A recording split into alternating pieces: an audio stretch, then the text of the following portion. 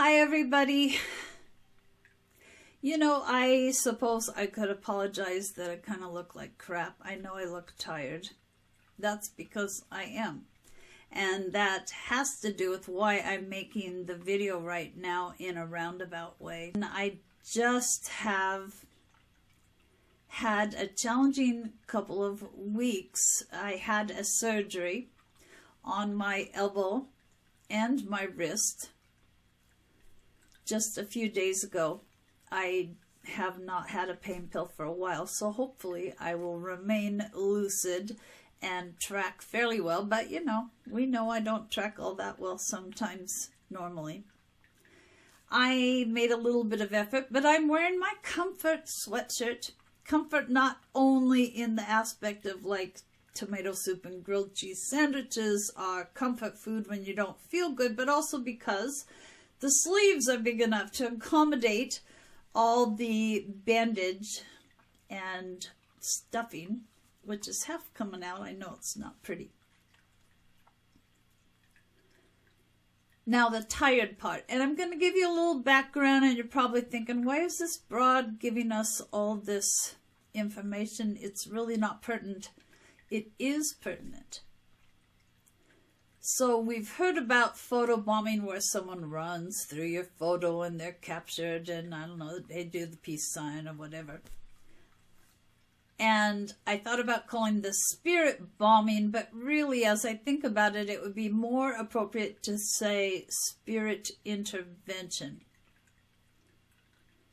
And I'm sharing it because I have been a dumb shit. And I'm hoping that just watching this, that the right people will come by and watch it, will make the right person more mindful and maybe avoid some of what it turns out I've been experiencing without having awareness. Mindfulness is tricky. Most of us just are not paying attention until certain issues are brought up. Now see, there's a bug. I got a bug bombing. Go away, bug. So just a little bit of background, and then you'll see why I am going where I am. So if you watched any of my videos, you know I had a couple brain surgeries at the end of 2012. A few years before that, like 2008, I thought that all these things were starting to go wrong because, you hear about, you reach a certain age and everything turns to shit and you start going downhill. I had all sorts of things coming up, and one of them was that I started waking up in the middle of the night gasping for air. I had a sleep study. It turned out that I had severe sleep apnea. I got a CPAP machine, and I used it religiously for years. If I took my family somewhere on a short little weekend and I forgot it, oh God, it was so hard to sleep without that air. It was just, the standard airway obstruction apnea. Then I had the surgeries. And I don't know if I've ever explained what the tumor was, but it was spitting out growth hormone. And so my body was growing at this age. Yeah, seriously? Crazy. It's called acromegaly. And so, facial structures were not the same. I had to have 2 sinus surgeries before the brain surgeries to kind of ream things out. I don't know why I always itch when I'm on camera. Strangest thing. And then after the surgeries, because, they go up through your nose to get through the skull, it's called transsphenoid. And there had been all these surgical procedures and then a CSF leak for a second brain surgery, all this stuff going on. I wasn't supposed to have the mask over my face and this very high pressure blowing in. And I just got out of the habit of using the CPAP machine because it was like a few months I wasn't supposed to use it. And it's easy to get out of those habits. I always had it by my bed for years, up until I think this last move. But I just wouldn't remember to put it on. And I guess I thought, well, I don't have acromegaly anymore. My features should be returning to normal. There isn't all this extra growth in the way. And I just kind of talked myself out of thinking I needed it. Now, the dumb shit part is that a few years ago, I started experiencing unusual fatigue. And I went to several doctors and said, what the heck is going on? Thought maybe it was seizures showing up again. And the doctors just kind of dropped that, and I quit taking any medication for that. And no one really addressed it. And, that's the sad part of the medical reality. Those of us that have lots of things wrong with us become irritations to our doctors, and kind of like that bug that I was talking to. Go away, get out. You just burn my ass. So no one really helped me figure out the fatigue. It has gradually gotten worse until like the last month, 2 or 3. It's gotten really bad where I've had to cancel appointments. I don't dare get in a car. And if I sit down in a chair and try to read or do something on my tablet, the next thing I know, I'm jerking awake. And I finally went to my endocrinologist for a regular appointment and said, can you please help me? And he asked about my CPAP machine. It was like, oh my God, the light bulb goes on. Why did I never make the association? I'm not using my CPAP machine. I have somehow told myself that having those surgeries and having all that extra stuff cleared out of there meant I didn't need it anymore. So he referred me for a sleep study. As it turns out, I don't have severe obstructive sleep apnea anymore. I have moderate now, which still isn't great. But I've developed this new kind of apnea called centrals, and together the two, it's called complex apnea.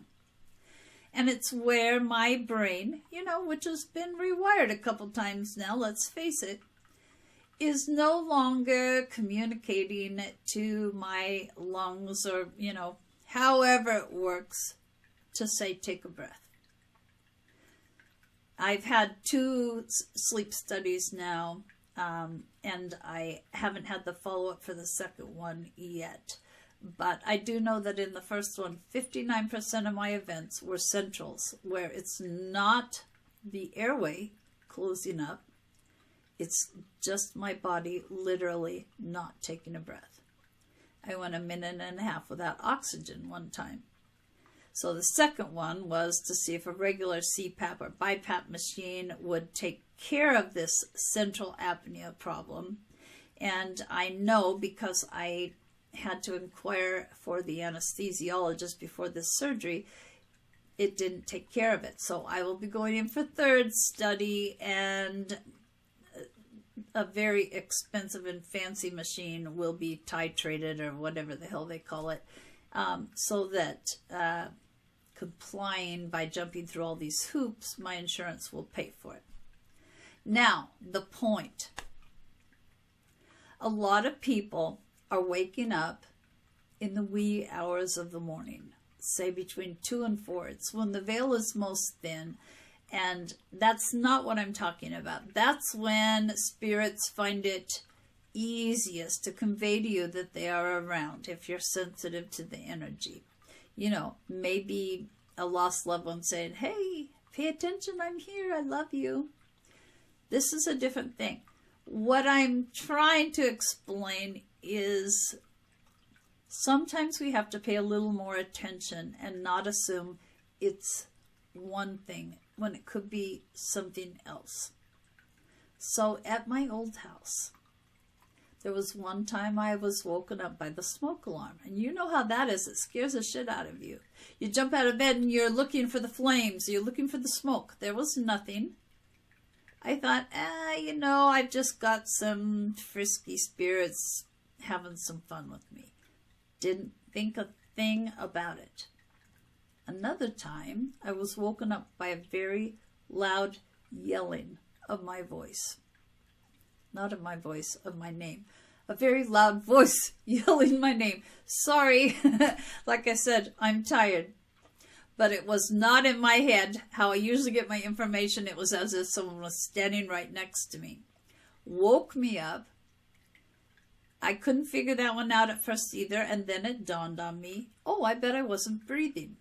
I confirmed it with my spirit guides, but I didn't delve into it any further than that, and I didn't make the connection that I should have been using my CPAP machine again. As it turns out, that machine probably wouldn't have done anything with this central apnea stuff, but remember that there can be interventions, but we still operate under free will. We still have to ask questions. We still have to dig deeper. And that's the whole reason I'm making this little video tonight, is so that you will not just assume, as many people do, when they are woken up and they think maybe there's been some communication, that you're just imagining it, that you dreamt it, that you're nuts. If you have something wake you up in the middle of the night, sure, it could just be because the veil is thin, but I don't want you to assume it. I want you to remember that you watched this video and dig a little deeper. Pay attention to whether maybe there's something going on with your health. Maybe you woke up because you were gasping for air. Or maybe you woke up in a panic attack. I've had that happen too in the past years. Hypoglycemia. You know, you wake up just panicking. If you have the capability of communicating with your spirit guide, ask some questions. Was this random? You know, we know nothing's random. But is there a reason I was woken up in this way past that, you know, Grandpa is saying, hi, I love you? I don't know that someone will come by that has an apnea problem that they haven't identified. I don't know if there are heart issues maybe that could be recognized in the way a person is woken up sometimes by spirit. I just wanted to put this out there because I don't want you assuming that you're crazy, that you dreamt it, that you're being dramatic, that you made it up. If you have some kind of odd way you're being woken up, maybe you're not even going to remember that your spirit guide nudged you. Maybe you're going to assume you had a bad dream. You know, that happens too. Totally could be that's the case. I just want to tell people to be mindful. You know, spirit has our backs. They normally have to wait for us to ask for assistance, but as I am the example but was too stupid to recognize it, sometimes they're literally saving our lives. But if we don't ask the right questions, if we don't see that it's something other than coincidence or the things I've listed that people assume, they can't just start yakking at us and explaining. I'm totally capable of having a conversation with my spiritual team. I could have investigated further and not dealt with such fatigue, not dealt with honestly risking my life, as it turns out, if I had made the connection. That's really all I'm doing this for. You know, Is there such a thing as coincidence? I don't believe so. Are things really random? I don't believe so. Yeah, it could be all sorts of normal things, but I just want you, if you have come by and watched this video, to consider that your peeps in the afterlife may be giving you clues, maybe giving you hints, but you're going to have to ask the right questions, or at least raise your awareness and pay more attention in the future about possible dangers because of your health. And you know, if not, yay. If not, maybe you are becoming more sensitive, and maybe pretty soon you'll be having a conversation with your loved one. And I hope that's the case. But, you know, I'm a reasonably intelligent person. I should have made the connection long ago between the fatigue, not using the CPAP machine. I guess I was in denial, or maybe the fatigue was already so bad that things just weren't connecting properly. I just want you to remember, this kind of thing can happen. Be mindful. Never assume that you're just too imaginative, or you're crazy, or you're making things up. If there is spirit contact, it's for a reason. So just dig a little deeper. That's all I have to say. Sorry you had to see me looking like something the cat drug in. But you know what? Kitties have good taste in what they drag in the house sometimes. Let's just say that. I gotta quit being so hard on myself. Thank you for listening. As always, I'm grateful for you stopping by the channel. I know I do go on, and I could have made this a lot shorter. But I think I'll just be loving toward myself and say, it's the way I am. And I'm okay just the way I am. You guys, don't forget, you are okay just the way you are too. Much love to you. Take care.